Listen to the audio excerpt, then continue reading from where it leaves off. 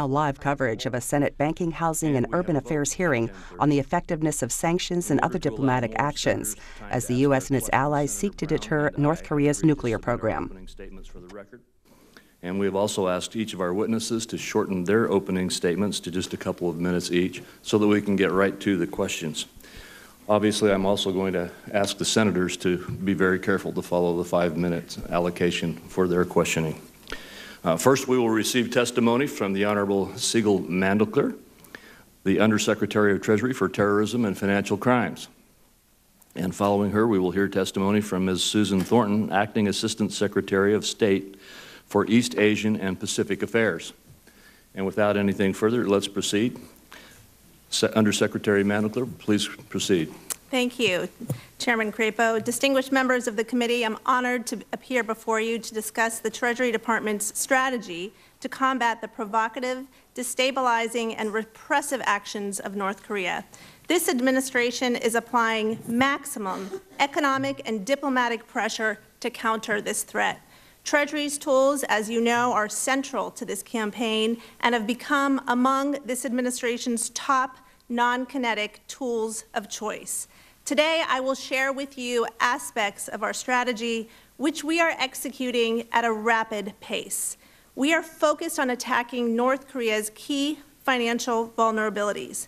First, any revenue that North Korea generates can be used to support, directly or indirectly, its weapons development programs, and so a key part of our strategy is to suffocate North Korea financially by targeting the regime's most profitable industries, including coal, labor, and the sale of weapons and other goods. We have designated dozens of individuals and entities that support these lines of business and are also focused on the shipping networks that enable them. Second, the regime needs to move funds through the international financial system in order to acquire foreign currency, transfer funds, and pay for goods. And so we are intent on stopping this and on thwarting their ongoing efforts to evade sanctions through front companies and other deceptive means. Last week, the President issued a new executive order that gives us greater ability and leverage to target foreign banks that support the Kim regime. On Tuesday, we took action on North Korean banks and designated financial facilitators across the globe. In my first week on the job, we acted for the first time in over a decade against a non-North Korean bank, China-based Bank of Dandong, for facilitating North Korean financial activity through the U.S. financial system. Banks worldwide should take note. Of course, close collaboration with our international partners is critical, and we are working very actively with partners around the globe. Time is not on our side. We have an incredibly dedicated team at Treasury working around the clock on this urgent problem.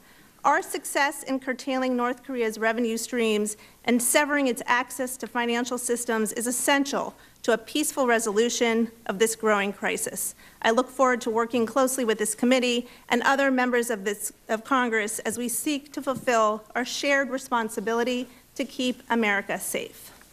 Thank you. Ms. Thornton. Thank you very much, Chairman Crapo, and distinguished members of the committee for the opportunity to appear before you today to discuss the ever-increasing threat that North Korea poses. And I'll just make a very brief statement. Today, we face a North Korea that has demonstrated unwavering determination to achieve an intercontinental ballistic missile capable of delivering a nuclear payload to our homeland.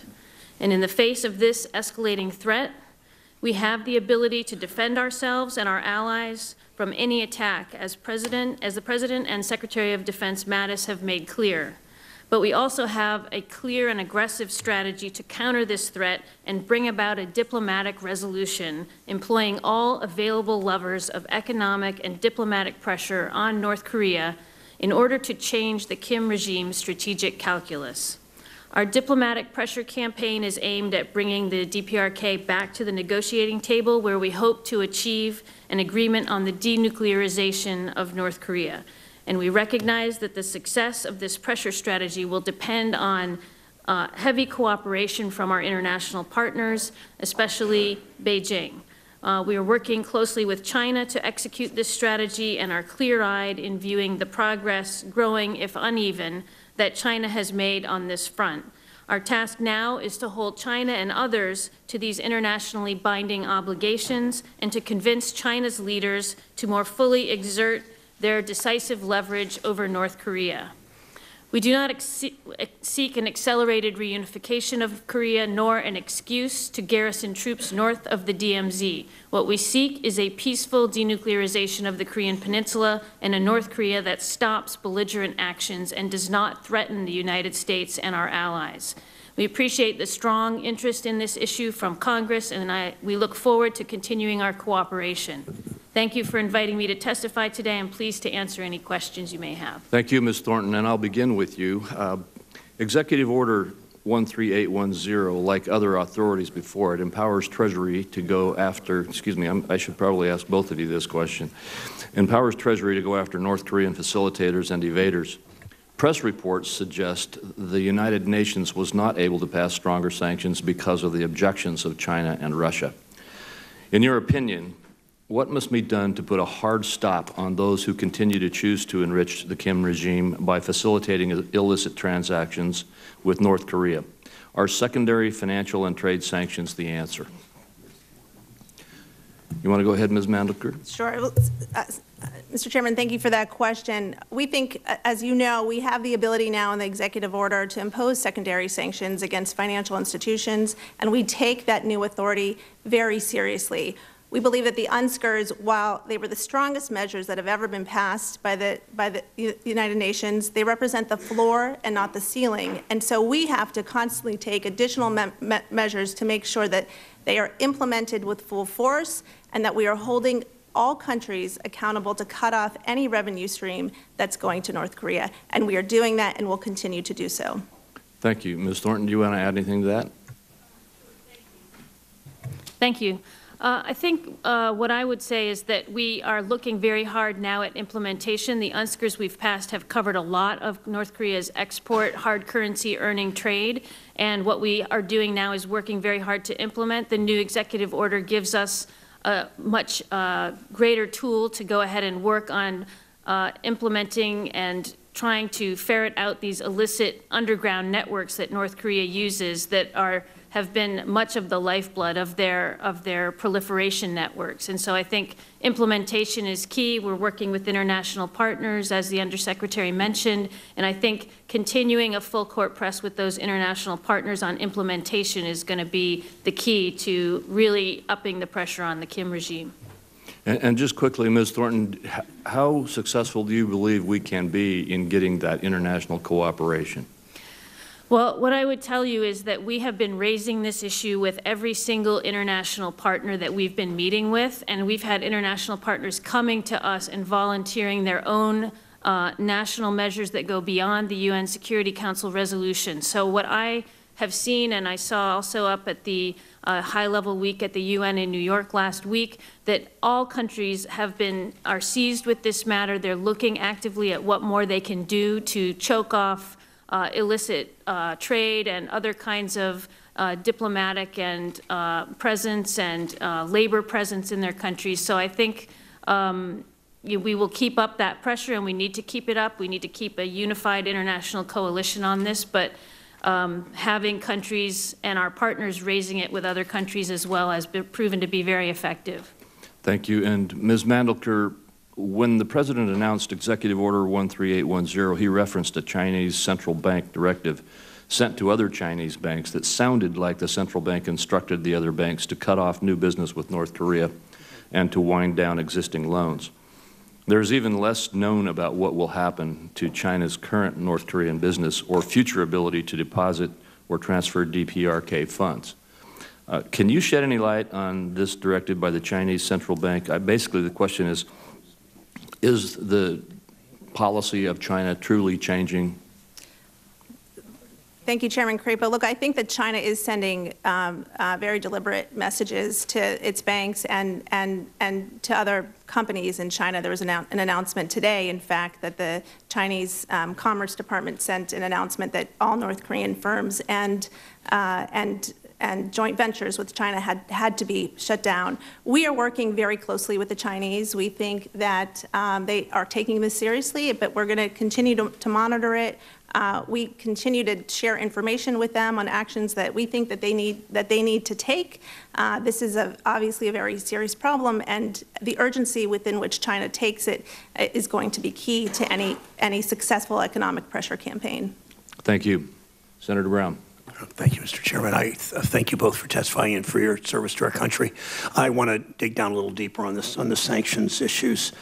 Start with you, Ms. Thornton. You've testified that terms you use, maximum pressure, peaceful pressure, strategic accountability, to describe our ongoing U.S. policy towards Pyongyang, that the essential elements of the strategy haven't changed: to push for further multilateral sanctions, continue enforcement of U.S. sanctions authorities, improved UN sanctions enforcement globally, and urging other nations to cut off what you said, normal political relations and trade with North Korea. Are you taking full advantage of the sanctions authorities you have, including those Congress enacted last month? Have we seen concrete, quantifiable outcomes at this point? What are the especially in terms of reduction of Pyongyang's revenue streams and significant impacts on the regime's ability to advance its weapons program?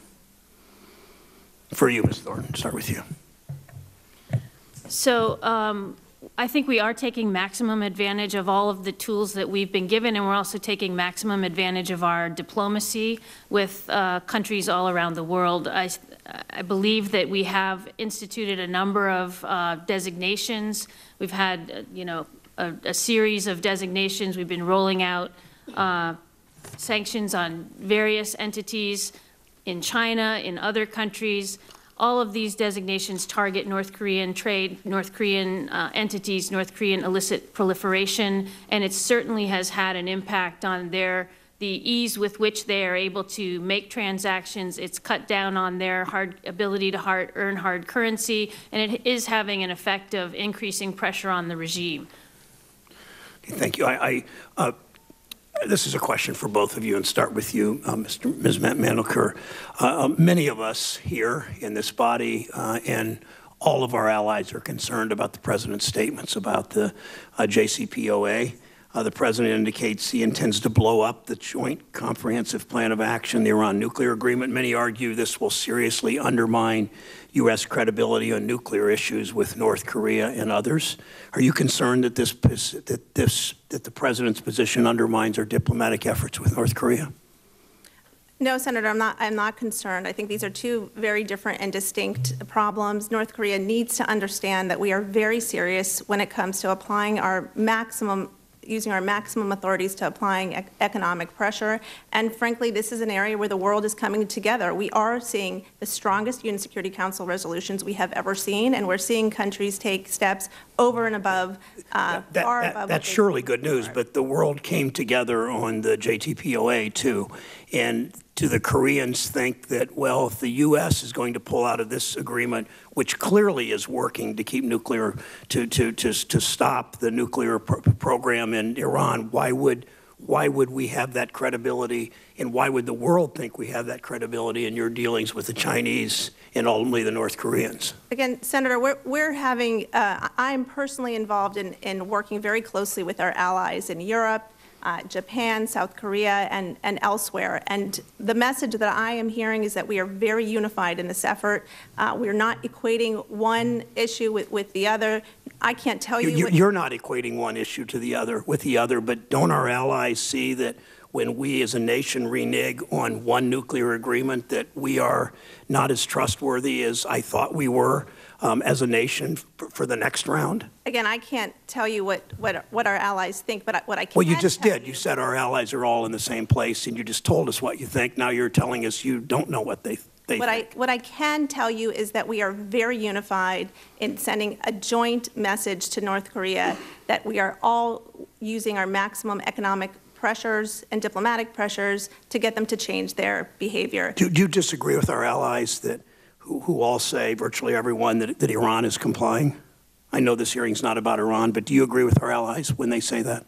Senator, I would refer to the IAEA and the State Department with respect to Iran's compliance with the JCPOA. Ms. Thornton, respond to that if you would. And also, does it concern you that we are working with the Chinese as we should and trying to work to get North Korea to change its policy, that our allies, some of our allies, question whether we are reneging on a something we already did on nuclear weapons just a year and a half, 2 years ago?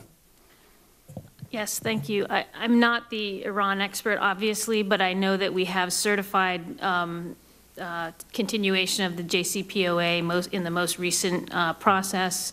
I think on the connection between that and North Korea, the thing that's important to remember is we've been down this road with North Korea several times already, and that they have continually undermined, cheated, and disregarded the agreements that we've entered into with them in an attempt to do what we are also attempting to do, obviously, with Iran, which is stop, freeze, and roll back an illegal nuclear program. So I think what we want to do with North Korea is make it clear that we are not going to go down the road again of being,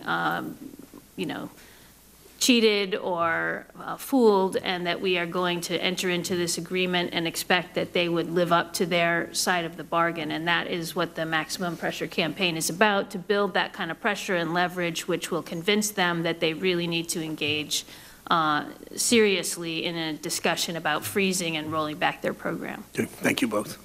Thank you. And before we go to Senator Toomey, I wanted, since more of the senators are here, I wanted to make an announcement that I made at the beginning of the hearing, and that is that Ms. Thornton has to leave at 10:30 for a trip with Secretary Tillerson overseas, and we have a vote at 10:30. So Senator Brown and I have both foregone our opening statements, and I'm going to ask the senators to pay very close attention to their time allocations. Senator Toomey. Thanks very much, Mr. Chairman, and thanks to our witnesses. I want to draw a different parallel with Iran, if I could. But to back up just a second, I don't think anybody questions how grave a threat North Korea poses to us. We've seen a nuclear weapons program for over a decade, a tremendous acceleration in their missile delivery capabilities. This threat is growing, and it seems to be at an accelerating pace. And despite the many sanctions that we have on North Korea, our allies have joined us.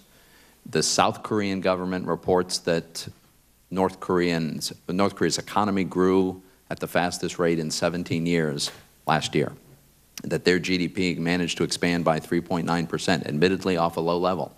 But they are experiencing economic growth, and it's hard to imagine that they're going to abandon these programs if they're discovering that they have greater prosperity year in and year out. So I want to commend the work you guys are doing. Is terrific. It's really important. I am grateful for it.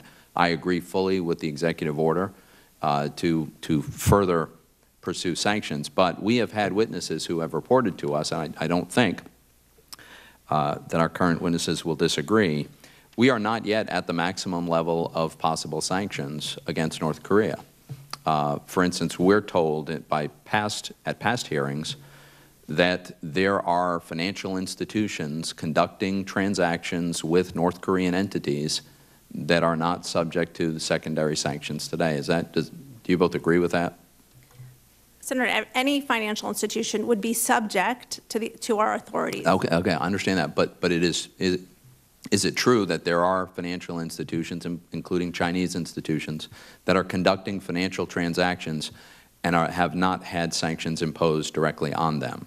Well, Senator, as you're probably aware, in June we in fact took action against one such. Against one, and listen, I'm in favor of that. I'm glad. My point is, there are many other institutions that are conducting transactions, and you've acknowledged today that there is one Chinese bank that has had sanctions imposed directly. So my point in all this is, we also have learned, I think, that the mandatory sanctions of the Iran sanctions legislation probably played a big role in bringing Iran to the table.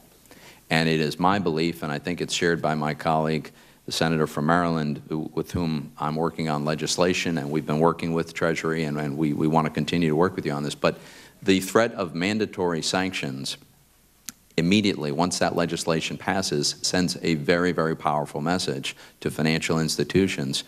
And I think that's the tool that we need. That is the tool that worked with Iran.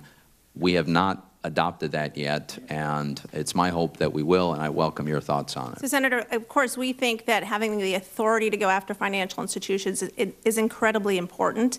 That's why we had the strongest executive order. The President's just signed the strongest executive order that we've ever had, which gives us the authority on a going-forward basis to impose secondary sanctions against financial institutions. We think banks are taking note. We are very carefully monitoring their ongoing activity and behavior. And look, the safety and security of the American people come first, and we won't hesitate to act where we think that it's warranted. Yeah, I understand that. But having the authority to do something is not the same thing as being required to do something, and the latter simply sends a stronger message. Now, I think there should be a way for an institution that ceases and desists, for instance, to no longer be subject to sanctions, right? I mean, we want to have a mechanism that doesn't permanently disqualify an institution from U.S. markets if they have ceased and desisted. But my own view is we haven't taken the most aggressive steps possible, and this is as serious a threat as I can plausibly imagine. So I hope you'll continue to work with us in this effort. I want to thank my colleague, Senator Van Hollen, for the great work that he's done on this.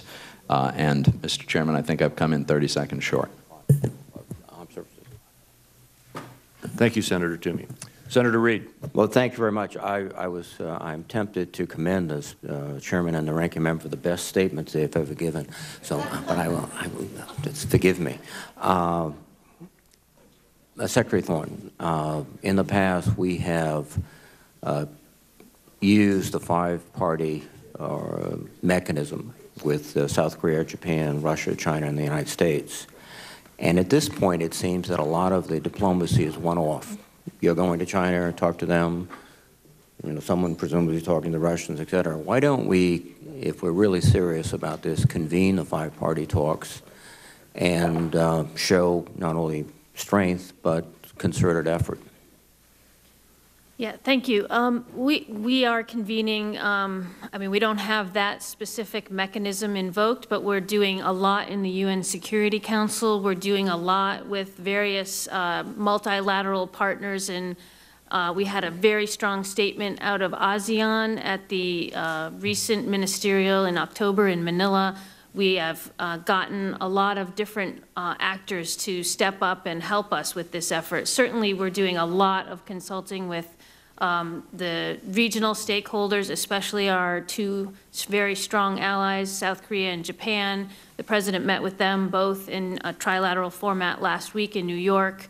But we've also been consulting very closely and had long meetings and had extended discussions with both Russia and China.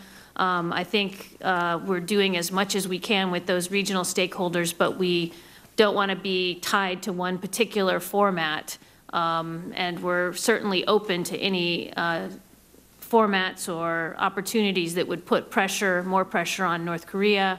And so I think we're open to it. We just haven't found it necessary to do it in that format. Do you concur with Ambassador Haley that the United Nations has exhausted its usefulness?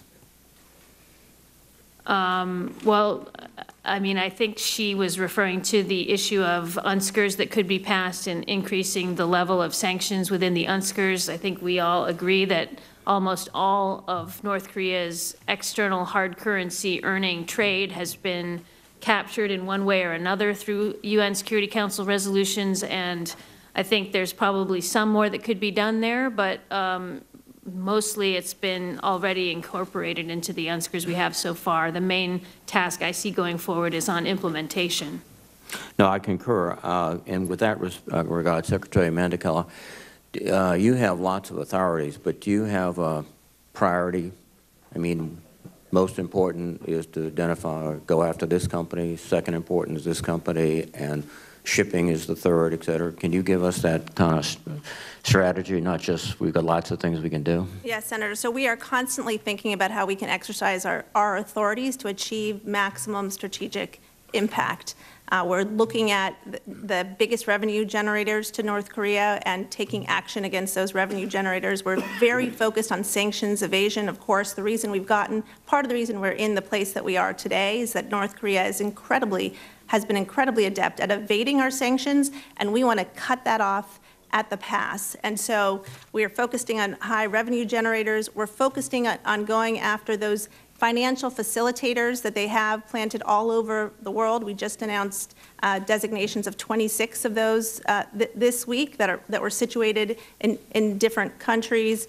And again, always focused on maximum strategic impact. So just as an example, in August, we went after 3 coal companies that had generated $500 million worth of revenue to North Korea, and we designated them to cut them off again at the pass so that they can no longer generate that sort of revenue. So yes, focused on highest priority impact, always. Those 3 companies, you've effectively shut them down, or you've just indicated to them, we're going after you? We've indicated to them that they cannot have access to the U.S. financial system, and we've sent a very strong message that it is our view that no one should be dealing with any company that's continuing to trade with North Korea. But companies are still dealing with those companies? I can't tell you in an open setting whether or not companies are still dealing with those companies, but the message is clear. We will go after any company that does trade with North Korea. I think that's a good message, but again, I think apropos of some of my comments with my colleagues is, specific evidence that it's working. I mean, Senator Toomey mentioned that the growth in their economy was not insubstantial last year, and we've been messaging for 2 decades. I agree with you, Senator. Look, that is why in this administration we are taking the strongest measures we have ever taken.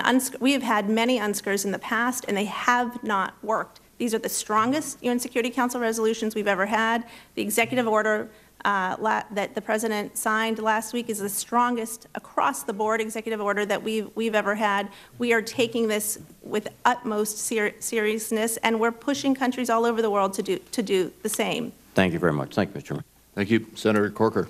Yes, sir. Thank you. Thank you both for being here. Do we all agree that, in essence, North Korea is a de facto nuclear state? Sorry, is that for me? I guess. Well, look, we all know what the threats are, Senator, and they have been able to proliferate at an unprecedented Yeah, I don't want to get into a long debate, but we do agree they're a de facto nuclear state. Is that correct? I don't think that's the position of the State Department. It involves a number of different technologies, and I don't think that we would be able to say with concrete certainty that that's the case. Well, I'm going to state that they're a de facto nuclear state. That would be my position. I applaud the efforts that are underway, I really do, and as you know, work closely with Secretary Tillerson and others. Every one of our intelligence agencies tells us publicly even, that there's no amount of pressure that can be placed on the leader of North Korea to get him to stop. He views this as his ticket to survival, and he's changing the balance in the peninsula. So I applaud the efforts that are underway, I really do. Is there any course of action, though? We've been doing this now for 25 years. This is the most robust effort that I applaud. But is there anything you see that is changing, possibly changing the dynamic that exists, where they're, in the very short term, are going to have a deliverable to the United States nuclear weapon without a change in trajectory? I mean, Tillerson's working against, and I applaud what he's doing, but he's working against the unified view of our intelligence agencies, which say there's no amount of pressure that can be put on them to stop. And so I'm just asking, is there some dynamic out there that you see is going to overwhelm that unified view and change the trajectory? I think that is the intelligence community's assessment, or at least the assessment of many of them. But I think what we are doing is testing that assessment, and I think what's changed is the sort of growing level of international isolation and pressure, especially from the leading enabler of North Korea up to this point, which is China. And I think we do see China, as the Undersecretary mentioned earlier, policy shifting. We're trying to turn China's position from looking at North Korea as some kind of asset to looking at them as a liability. I think that Secretary Tillerson has made a lot of progress on that front, and so the pressure that is being applied now to the Kim regime is greater than at any time in the past, and we need to test that proposition, I believe. So that's what we're up to. Is denuclearization of the peninsula still the absolute objective? Yes.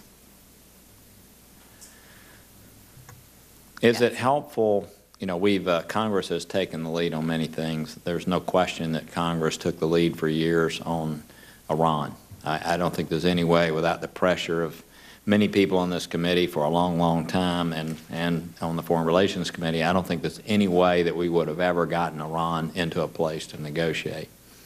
Congress passed some sanctions on Russia recently. Congress passed additional sanctions. The House actually took the lead on North Korea. I'm at the point personally where I wonder whether additional congressional activities is helpful when we're on the brink of something that could become a catastrophe. I applaud all those people who want to play a role. I do, and I'm not in any way being pejorative as it relates to that effort. But from your perspective, is it helpful for Congress to pass additional legislation right now? And I know no administration ever wants Congress to do anything. I got that part. But are there heightened concerns currently about Congress taking additional steps as it relates to sanctions? Well, what I would say is that we all want this to be resolved diplomatically and peacefully. We think that this maximum pressure campaign is the last best chance to resolve this peacefully, but what that also means is that eventually we will need to get into some diplomacy, and we will need flexibility when we get to that point. So I think we want to keep in mind that we want to get to the diplomatic solution, and when we get there, Secretary Tillerson will want to, have space to negotiate. I think, the members of Congress I've spoken to, I know many of them travel, many of them are going around the world and talking to people about these issues, and spoke to one last night who was just in Beijing and met with Chinese officials for an hour and a half on North Korea alone. And I think that kind of message coming in a unified way from every single government official in the United States is very helpful, and also we've been telling all of our global partners coming from all of them. You didn't address sanctions. I'm trying to. Oh, I think you're avoiding that. That's fine. But I know my time is up. I would be happy to quickly address, of course, we're grateful for the authorities that Congress has given us, and as I mentioned, the President has also signed the strongest executive order that we've ever had.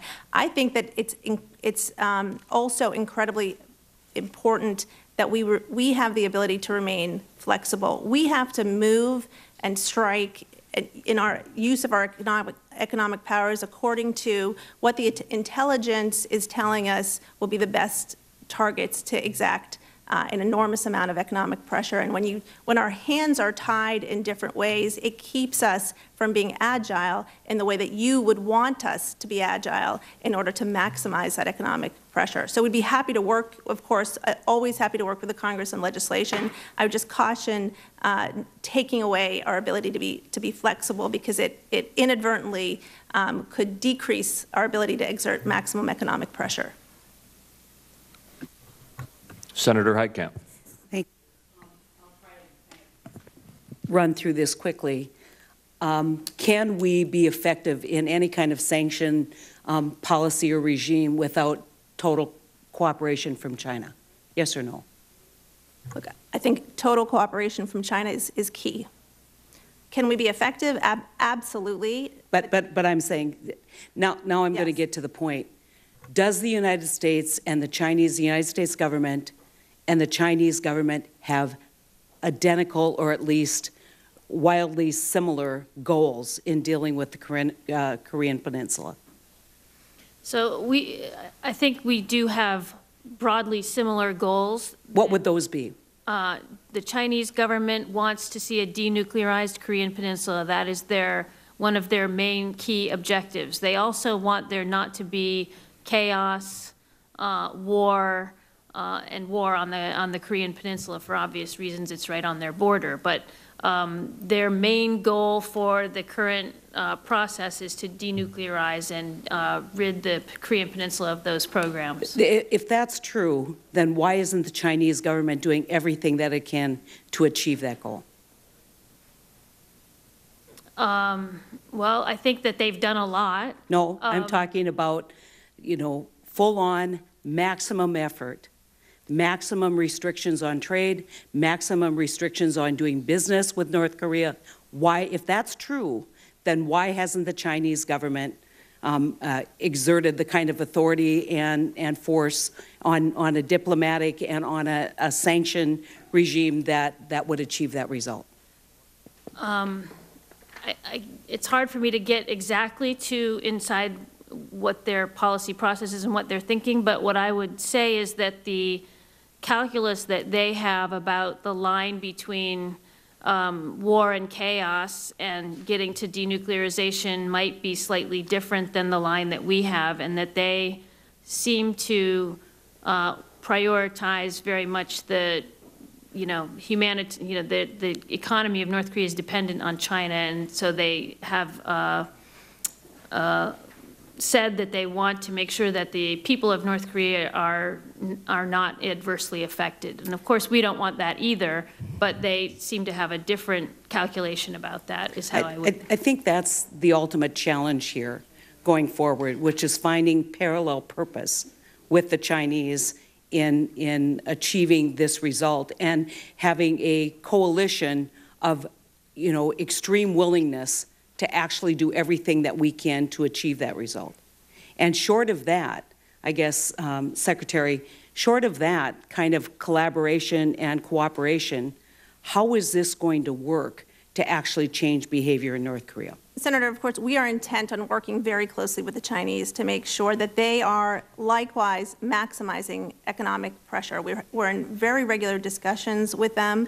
We've seen some recent steps that they've taken that suggest that they are increasing the economic pressure that's going to be brought to bear, but we're monitoring it very, very carefully. And I think the authorities that we now have in the executive order also send the message that if countries, any country, doesn't take this as seriously as we think that they should, then we will not hesitate to act. So it's partially working closely, coordinating, carefully collaborating as we are doing, but also sending the message that the President has sent, that Secretary Mnuchin has sent, that we're constantly sending, that where we think it's warranted, we're gonna continue to up the pressure. If the Chinese government did everything possible, economically, with sanctions, with trade, with relationships, would it effectively achieve a deterrence from further progression in North Korea to acquire a nuclear weapon? Well, Senator, that's the strategy. Time will tell. What we're trying to do is change the strategic calculus of North Korea, and we have to do that in concert with all of our partners around the globe. I can't tell you that it's going to change the calculus, but I can tell you that that is our ultimate objective, to achieve a denuclearized peninsula by changing that calculus. And you believe that's the Chinese ultimate objective? I can't speak for the Chinese. I can just tell you that they are working intently with us on this urgent matter. Thank you, Senator Scott. Thank you. Thank you both for being here this morning. In 1994, we struck the agreed framework with North Korea with the goal of eliminating the regime's nuclear ambitions. In 2000, President Clinton relaxed the sanctions under the assumption that North Korea was upholding its end of the bargain. In 2005, the United States, China, Japan, North Korea, Russia, and South Korea put out a joint statement celebrating North Korea agreeing to abandon its nuclear weapons program again. In 2006, North Korea tested its first nuclear weapon. Since then, North Korea has conducted 5 more nuclear weapon tests and dozens of ballistic missile flight tests threatening American targets. I'll ask you both. If a denuclearization agreement is reached, how can we ensure that the Kim regime does not fool us again like they have over the last couple of decades? Senator, I agree with you. That is the challenge. We are going to have to, if an agreement is reached, we are going to have to very carefully hold them to account. We cannot get to the same place, to the place that we are in today. And again, we would maximize the pressure that we've put on in a calibrated way to avoid the perilous situation that we are in today. Care to comment? Yeah, I think what we would have to do is make sure that we have the entire international community on board for the enforcement of the agreement, and it's very clear what the stipulations are in the enforcement, that we have inspectors in. It would be an intrusive inspection regime, and we would have to lay all of that out in the process of getting to that agreement. Now, Senator Heitkamp started to talk about the Chinese influence on North Korea, and my last question goes in that direction. The President's recent executive order allowed Treasury and State to impose secondary sanctions on financial institutions who continue to do business with North Korea. But the President gave your departments discretion as to how to implement such measures and who to go after. That latitude you've been given is a deterrent to North Korea's enablers. Case in point, the same day the executive order was announced, the People's Bank of China told financial institutions to wind down their books of business with North Korean clients. I've previously made the point that our deep economic interdependence with China hurts our ability to incentivize them to take action. Did the simple threat of secondary sanctions bring about the bank's announcement? Senator, I can't tell you what has motivated the Chinese, the various announcements that we've seen from the Chinese. I can only tell you that, again, we are continuing to work with them and to put pressure on them to take the steps that they need to take. And I think that the executive order sends a very important and careful message that if we see continued evasion of our sanctions regimes, that if we see banks not complying with their obligations to restrict this kind of activity, we won't hesitate to act. That, in and of itself, should be sending a very clear message to banks around the world. Anything else? Good. Have the Chinese, this is of course in your opinion, I know that you cannot tell me what the Chinese think, I've heard you say that a couple of times, but my question is, do you think the Chinese have come to a similar conclusion about the interdependence of their economic future on America? So you mean, are they concluding because of the interdependence that they can stop short of fully implementing the sanctions? I think the reverse of it. If they send 700 to 800 billion dollars of goods to America, they need to comply. Part of their challenge is that they have a lot to lose if we shut down. I think that's right. I think they care a lot about the relationship with the United States. They're very concerned about what's going on in North Korea and very concerned about what it implies for their picture, the strategic security picture in the region, and for them, for their own national security. And I think they also are determined to comply with the international sanctions regime that they voted for in the UN, and they've said over and over again that they will strictly implement the sanctions. And I think they care about being seen as strictly implementing the sanctions, and so that's where I think a lot of their recent efforts and initiatives have come from in concert with that. It certainly seems to me if compliance of the North Korean regime flows through the actions of China, we should spend as much time delving into the relationship that we have with China to make sure that we do everything possible to control North Korea through that medium. Thank you.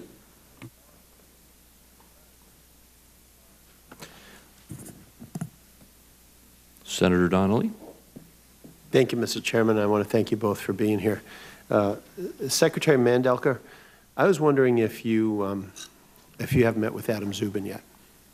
I've met with Adam a number of times, yes. I would recommend to you that you stay in contact with him, that you stay in touch with him.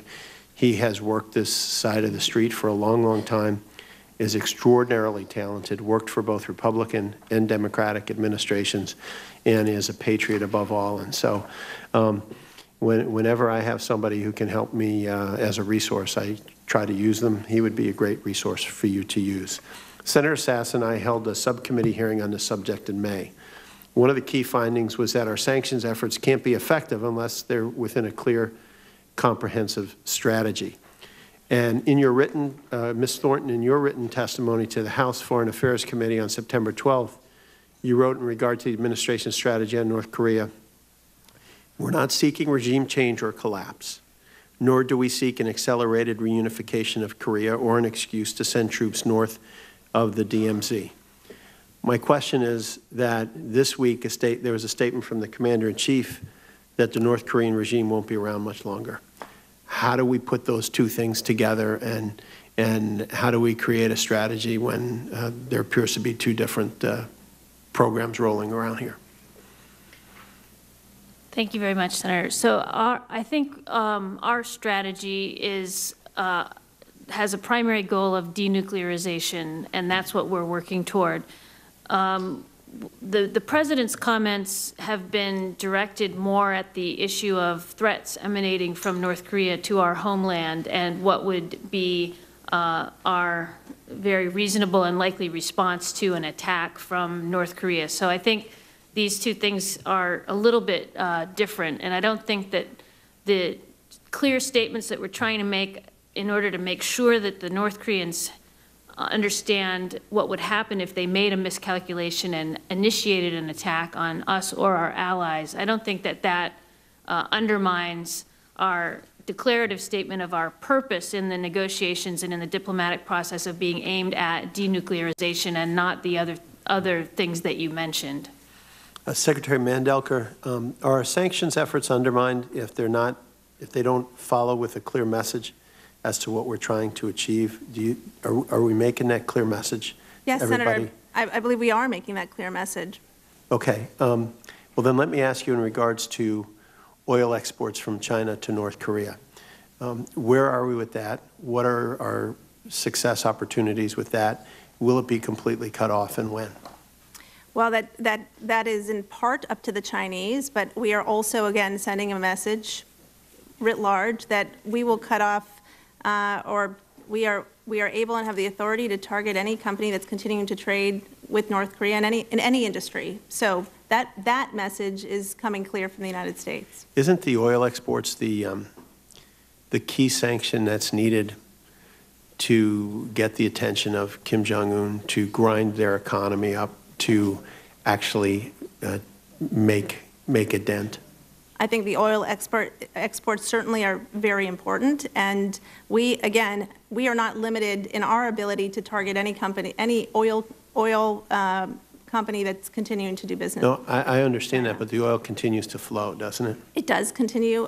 My understanding is that it does continue to flow, and I believe that it should stop. And what are the plans over the next 5 months to dry that up completely?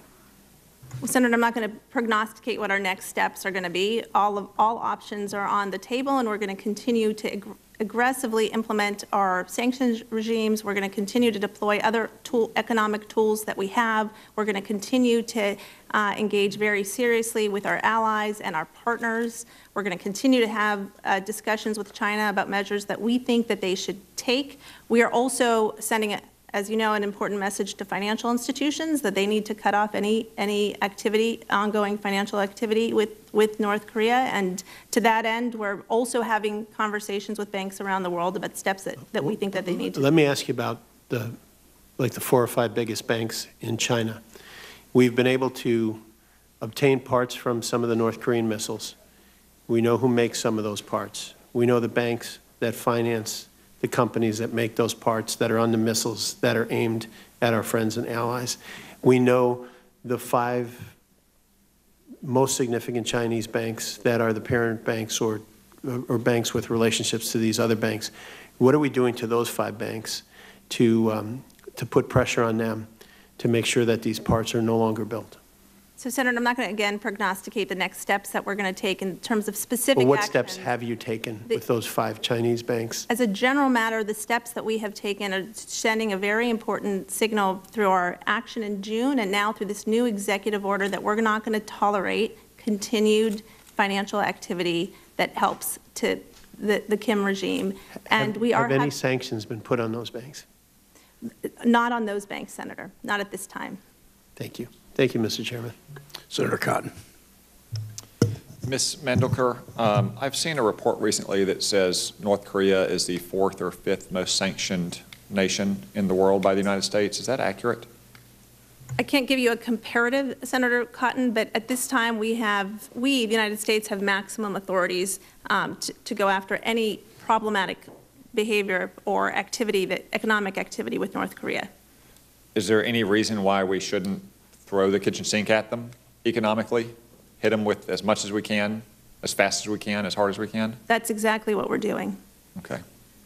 Ms. Thornton, I want to turn to something you said earlier that I'm going to have to disagree with. And I think it's a fundamental disagreement, and it reminds me of what Yogi Berra said: if you don't know where you're going, you might not get there.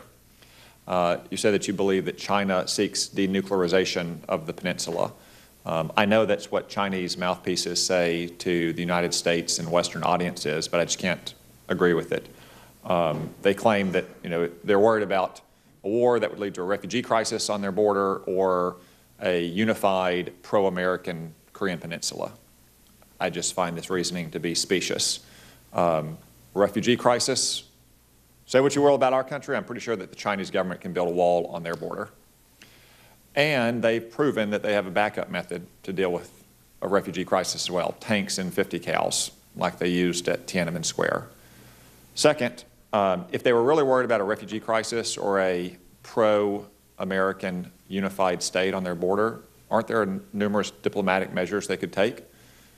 I'm pretty sure that the United States would agree to no forced reunification, as we did with East Germany and West Germany after 1989. I'm pretty sure that we'd agree to no troops north of the current DMZ, that we'd work with the United Nations High Commissioner on Refugees to set up refugee camps supported by the United Nations inside of North Korea. And then finally, I just look at China's actions. They blocked us from imposing those oil export sanctions at the United Nations Security Council a couple weeks ago. North Korea's economy has grown over the last 6 months. Trade with North Korea was up earlier this year. So all of these things suggest to me that when China says they want to denuclearize North Korea, they are misrepresenting their intentions. Because what would be the consequences for them if that were the case? North Korea would become like an isolated, weird Stalinist state the way East Germany or Romania was in the Cold War, but they wouldn't pose any real threat to the United States or to our allies in the region. And what would we be having hearings about? We would be having hearings about Chinese economic warfare and espionage against the United States.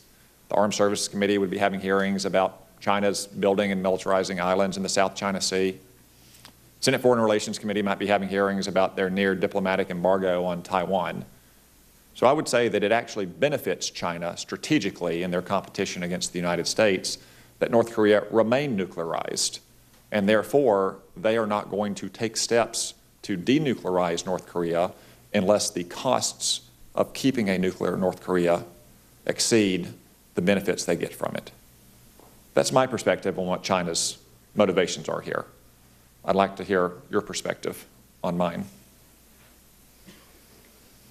So I think where I probably would not share exactly your assessment is what the Chinese assessment is of the security implications for them of a continued nuclear program in North Korea. And they are very clear that would there be a nuclear state in North Korea, that there would be nuclear proliferation in the region on their border, and that there would likely be a catastrophic acceleration in the breakdown of the nuclear non-proliferation regime around the globe, and that has far-reaching security implications for them. So I think that's probably the place where I would have the most difference with the assessment that you mentioned. And I agree that from a Beijing standpoint, that a nuclear Japan or a nuclear South Korea, both of which could probably achieve that aim in a year, maybe 2 years at most, would be detrimental to their interests. But if that's the case, why are they not doing the kinds of things that I just outlined? Why did they make us water down those Security Council sanctions? Why are they not seeking the kind of diplomatic agreements with the United States that would allay their concerns in advance of any effort to denuclearize, by force if necessary, North Korea? Well, I think we've seen them adopt the most far-reaching UN Security Council resolutions that we've ever seen in the quickest amount of time that we've ever seen. I think it is a reflection of their growing concern. I think they change slowly, and they're getting increasingly concerned about the behavior out of North Korea and they're increasingly, it's becoming clear to them the implications for them, which they had maybe not fathomed clearly enough earlier. My time's up. Thank you for the testimony. I just say, though, the consensus in Washington is that China is a partner in this issue. I do not think that's the case. They are a strategic competitor, and I believe that they see the current status quo as benefiting their interests as opposed to a denuclearized North Korea. And I think that our committee needs to take that into account as we're crafting any sanctions measures to bring more coercive pressure onto Beijing. Thank you, Senator Schatz. Thank you very much. Ms. Thornton, and I know you have to go at 10:30, so if I'm still talking, I won't be offended. First of all, what is U.S. policy with respect to the Korean Peninsula? Specifically, you say the primary goal is denuclearization. That's U.S. policy?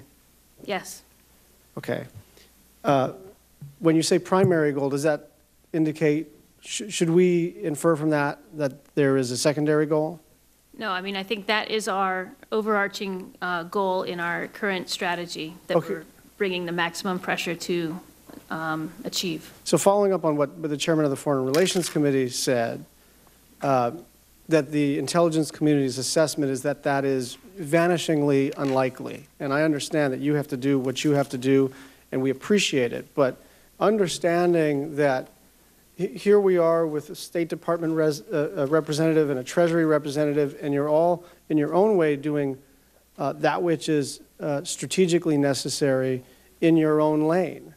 And yet we have an objective that may not be achievable at all. So I guess the question is, are there short-term objectives, setting aside that goal and whether or not we're going to argue about the extent to which it's realistic to denuclearize the peninsula, do we have a short-term objective that we're trying to achieve here?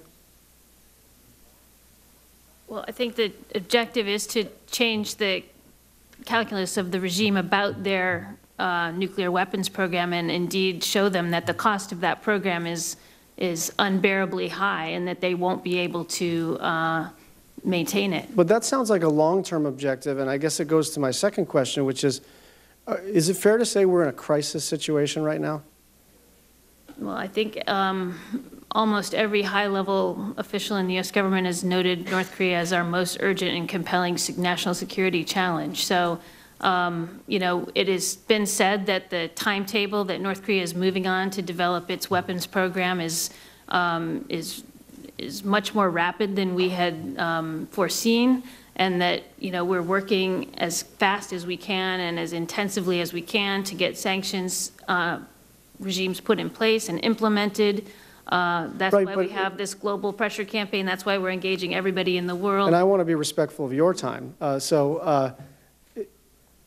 those all still don't sound like crisis management enterprises. Those sound like I'm with you on the strategic objective of getting Kim Jong-un to change his calculus. But I don't see that happening in the next 3 to 6 months or even in the next 6 to 18 months. And yet we are in a crisis right now. So the question is the State Department, the Department of Defense, the White House, the National Security Council, in a crisis management mode which integrates that which we are doing for our long-term objectives, which, by the way, our intelligence community is now saying may not even be realistic. And the question becomes, we have these long-term objectives which have a, call it 30% chance of success. Many say 0. But whatever that percentage chance is, they have some low likelihood of success, but they also may have the unintended consequence of escalating the short-term crisis. And so I think we need to know what we're up to right here, right now, which is that all of this sounds good, and to Chairman Corker's point, it is incredibly politically satisfying for us to criticize China and to pass new sanctions and to do our oversight. But if we're in a crisis, and the U.S. government's policy is to do something that most people think we can't do, then I think we're in a dangerous situation. And you compound that with the fact that you basically have 3 levers, right? You have the sanctions, which I think you're doing an incredibly effective job with. You have readiness, and then you have diplomacy. But then you have this commander-in-chief who uses belligerent rhetoric. And I don't want to ask you to comment on that because you work in the administration, but it has to be recognized that your strategy may work in another time with another president. But to the extent that you have coercive diplomacy and you've got bombers flying across to send, I think appropriately, the signal that we would be ready for any contingency, it's viewed differently if that is concurrent with a threat via Twitter that we're going to wipe them off the map. I mean, we can't view our strategy as separate and apart from what the President of the United States says. And I just ask you to consider the possibility that we are in a crisis and that the Commander-in-Chief says things that are not irrelevant to what we have to do. My time is up. Thank you. Thank you. And Ms. Thornton, Senator Warren has asked if you could stay 3 minutes, and she's promised to stick to 3 minutes. I promise. All right. Thank you. I appreciate your doing that, and thank you, Mr. Chairman. Now, President Trump has made the North Korean nuclear crisis worse by threatening fire and fury, by vowing to totally destroy the regime, and by engaging in name-calling with an unstable leader in North Korea. The president's struggling to deal with North Korea, which already has nuclear weapons and is advancing its capabilities. But he's also about to create another crisis by suggesting that he may not certify to Congress by the October 15th deadline that Iran is complying with the nuclear agreement, which so far has prevented Iran from getting a nuclear weapon. Now, the president has already certified twice that Iran is complying with this deal, and if he fails to certify again next month, then he could blow up the agreement and Iran may restart development of a nuclear weapon. I get it. Iran supports terrorism, engages in human rights abuses, works to develop ballistic missiles, but I think it's easier to counter Iran's destabilizing behavior if it has no nuclear weapon than it would be if Iran had a nuclear weapon. So, Ms. Thornton, if the United States causes the Iran nuclear deal to fall apart, would it make it easier or harder for us to resolve the North Korea nuclear crisis through diplomacy? Well, I don't really want to speculate on a hypothetical, but I do think that it is very important to hold countries with which we have agreements to account for the implementation of those agreements. And in the case of North Korea and in the case of past agreements we've had with North Korea, we have seen that these agreements have been undercut by North Korean Well, I understand you're concerned about their undercutting. The question is about our undercutting. So far, the Iranian nuclear deal is working. And my question is, if we blow that up, does it make it harder to get to an agreement that the North Koreans could believe in if we try to negotiate with them? Well, our objective here is on denuclearization with the North Koreans. We know that they are engaged in a lot of other nefarious behavior that is concerning, but I think what we would want to focus on is that the agreement covers all of the provisions. Okay, but I'm asking about the relevance of blowing up the Iran deal on trying to get a diplomatic solution with Korea. Yeah, I mean, I know that there's speculation about what's going to happen with the Iran deal, and I'm not the Iran person, but we have, of course, the Secretary has certified compliance the last 2 times, so I can't get inside the head of the North Koreans and tell you how they look at it. Okay, I'll just quit, because I promised I would, by quoting Adam Zubin, who said, "Great nations do not play games when it comes to their international agreements. Doing so would be especially short-sighted when we're trying to convince the world to join us in a North Korea sanctions campaign whose stated objective is nuclear diplomacy." I think he's right, and I think President Trump would be wise to take his advice. Thank you, Mr. Chairman. Thank you. And Ms. Thornton, Thank you. You're excused. And thank you for making the effort to be here today when you had this for your problem come up. Thank you, Ms. Thornton. Thank you. Senator Van Hollen. Thank you, Mr. Chairman. Senator Corker indicated in his questions that administrations, whether they're Republican or Democratic administrations, prefer for Congress to give them the maximum authority, but also the maximum flexibility. In fact, back in 2009, when Congress was considering the Iran sanctions legislation, the Obama administration indicated, quote, "The problem with congressional measures is that you can't turn them on and off as you like," unquote, similar to the response that you provided to Senator Corker. The Congress, nevertheless, on a bipartisan basis, went on to pass the Iran sanctions legislation, and as Senator Toomey said, I think there's strong bipartisan consensus here in Congress and also ultimately in the executive branch that those congressional sanctions backed up by the President's signature are what brought Iran to the negotiating table. Do you agree with that? Senator, I think it was the full range of authorities from the executive branch and the Congress that brought Iran to the table. And of course, we welcome working closely with the Congress on these critical issues. Right. But the distinction, you've made it many times this morning, as did Secretary Thornton, is between authority and implementation. And you both indicated that enforcement and implementation is the key right here. And the question is whether we are fully implementing those powers. And the purpose of having sanctions like the Iran sanctions legislation is to make sure there's a constant driver there. Have you had a chance to look at the UN experts report from both February and then the interim report that lists a whole bunch of Chinese firms and banks and from other countries that they assess to be violating the UN sanctions? Have you seen that? I have seen the panel of expert reports, and we have taken some action based on those reports. But the importance for us is that we have the ability to remain agile, so that the Treasury Department can deploy our economic authorities and tools in the way that's going to maximize our strategic impact. Look, I understand. I mean, it's another version of we want a lot of authority with maximum flexibility. But I think the question is whether we need to do more. I think that it was premature of President Trump to sort of heap some congratulations on President Xi. I understand we want the Chinese to work with us. As Secretary Thornton indicated, they've been, quote, and I'm quoting here, the leading enabler of North Korea. And as of today, there are a whole lot of Chinese banks or firms that we believe are continuing to violate the sanctions.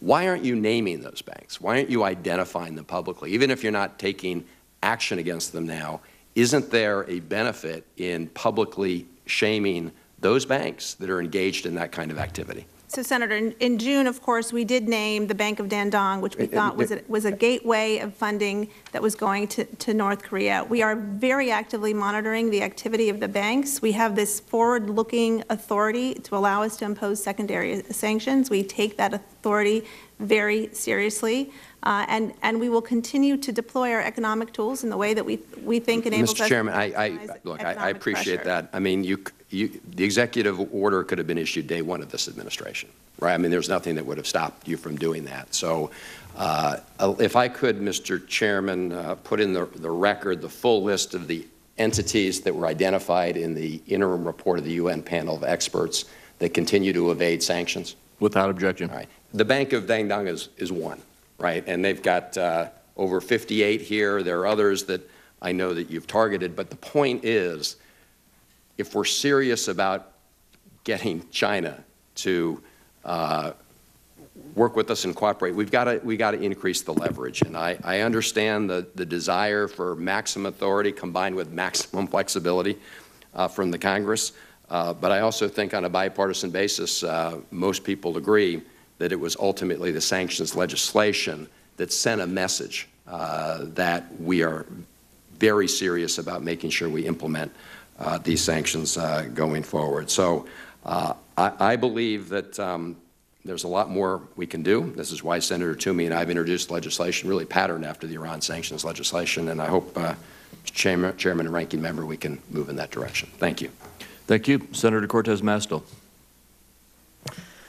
Good to see you again. Good to see you. I noticed it seemed like when Senator Schatz was talking with you and kind of giving his perspectives, you wanted to respond. I'm going to open that up to let you respond. Thank you. I think Senator Schatz was asking what are our short-term and long-term objectives. one of our short-term objectives, of course, is to cut off all revenue streams to North Korea, to keep it from having the ability to continue to fund its WMD programs. And that is what we are constantly intent on doing, whether it's deploying our sanctions effectively, going after the revenue streams, or mapping out their efforts to evade sanctions, understanding how they use front companies, financial facilitators around the world. And we are tactically deploying those authorities and tools and using our intelligence in a way that will provide maximum strategic impact. That was what I was going to continue to say. Thank you. Thank you. So this is one of many hearings we've had, and thank you very much, and to the chair and ranking member. During those hearings, some have argued that imposing secondary sanctions on entities doing business with North Korea could cause the North Korean regime to collapse. Do you have concerns that imposing secondary sanctions could cause that collapse? What we want to do is change their strategic calculus. We're not seeking a collapse. We're changing a change in their strategic calculus so that they stop escalating in the way that they've been escalating, and that we ultimately achieve a denuclearized peninsula. And so you've talked about the President's executive order, which gives Treasury the authority to impose secondary sanctions. Have you imposed any secondary sanctions pursuant to that executive order? The executive order, of course, was just signed last week. It's a going forward, that particular section is a going forward authority, and we are going to continue to monitor what the banks are doing very. So you haven't to date, and do you intend to in the near future? Well, I'm not going to. What I will tell you is all options are on the table. I'm not going to prognosticate what future actions we might take. Okay. And then just recently, as we know, and we had talked about it here, Chinese government issued a directive to Chinese banks on September 21st, directing them to stop certain financial transactions with North Korean businesses. Do you have a copy of that directive? Do you know specifically what's in that directive, or can you share that with us? I do not have a copy of the directive. You have not seen it. Do you intend to get a copy of the directive? If the Chinese would share it, of course, I'd like to get a copy, but I don't have a copy of the directive. Okay. Thank you very much. Appreciate you being here. Thank you. Senator Warner. Thank you, Mr. Chairman. Secretary, it's good to see you again. It's been a while. I think you hear a lot of frustration, and obviously I want to officially comment, but what Senator Corker said, where there may be a contradiction between the conclusions of the intelligence community and what the Secretary of State is trying to do, is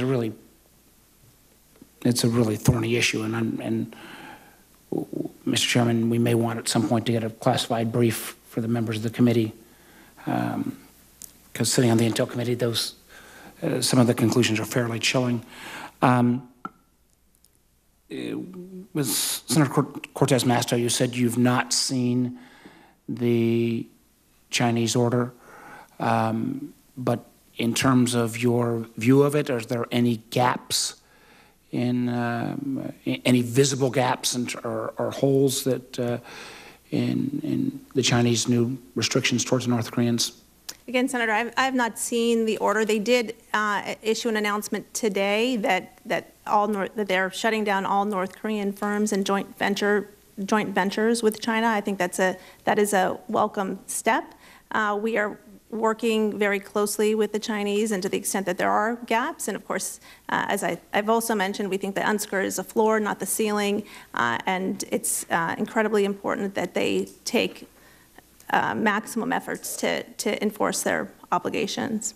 We've seen testimony in this committee and elsewhere that the North Koreans are pretty good about using front companies. Yes. And in terms of our cooperation with the Chinese at this point, how good are our efforts at ferreting out those front companies so that we can really get at North Korean sources? So we are constantly working with the intelligence community and with our our financial institutions to map out, detect, and cut off those front companies. It's something that we are very, very focused on. We have been able to identify certain front companies.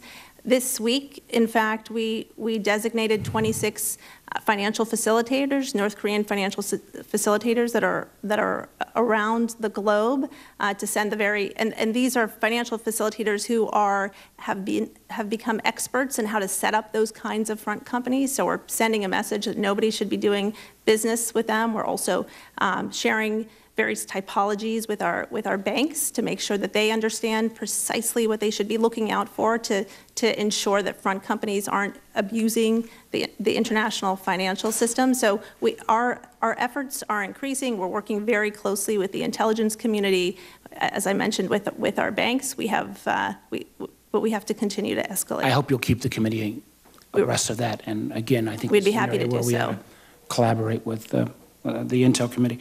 I guess the final point, and let me echo some of the comments made on this side of the aisle, that I've been concerned with the tenor of some of the President's comments, that the back and forth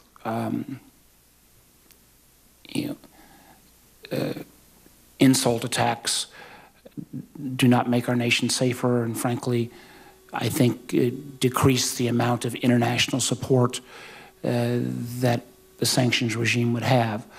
But I would also acknowledge that this is not a problem that suddenly emerged upon the stage just with the beginnings of the Trump administration. I think there are many administrations going back, Democrat and Republican alike, where this issue has been not had a high enough focus, and now we are reaping that those results. And I guess what I wonder is, even presuming that we now have a fresh approach from the Chinese, we're ratcheting back. I look forward to joining bipartisan legislation to even increase congressional sanctions. Kim Jong-un has got a history of not exactly succumbing to international pressure or sanctions. He's not got a long record of, he's willing to put his people through enormous challenge and challenges to maintain his control. I mean, do we have any sense at all that we're going to have the time for these sanctions to actually have real effect versus the pretty remarkable progress he's made on the nuclear front? Look, Senator, I think what you are seeing now on the international stage, and I'm seeing it in my conversations with my partners around the globe, and frankly, the President has also had has been having very constructive dialogue with our allies, is a unity of purpose. We've never had the UNSCRs that were passed in succession in August and then in September.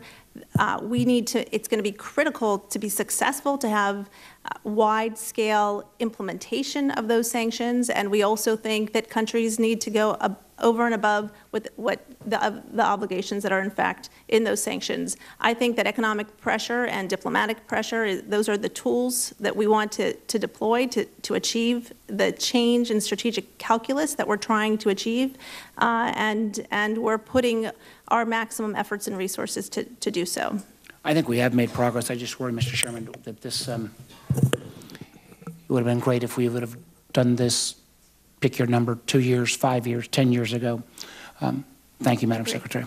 Thank you. Thank you, Senator Warner, and that concludes our questioning. We actually just had the vote called, so it turns out that the timing worked out pretty well for the hearing as well. Ms. Mandelker, I want to thank you again for coming before us again.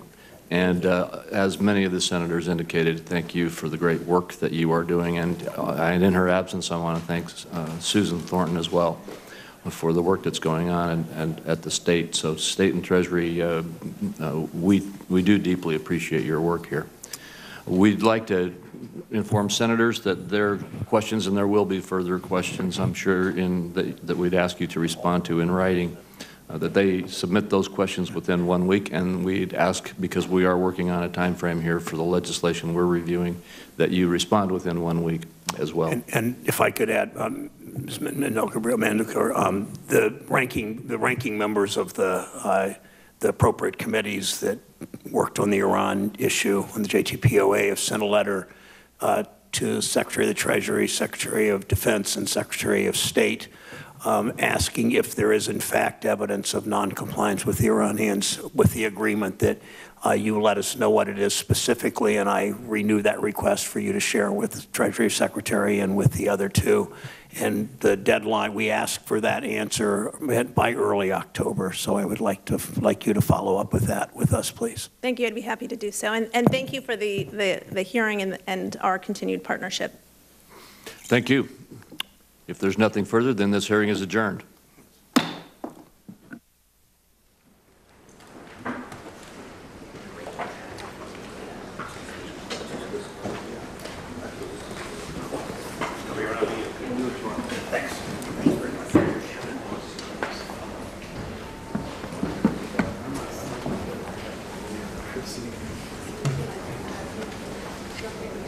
Thanks again.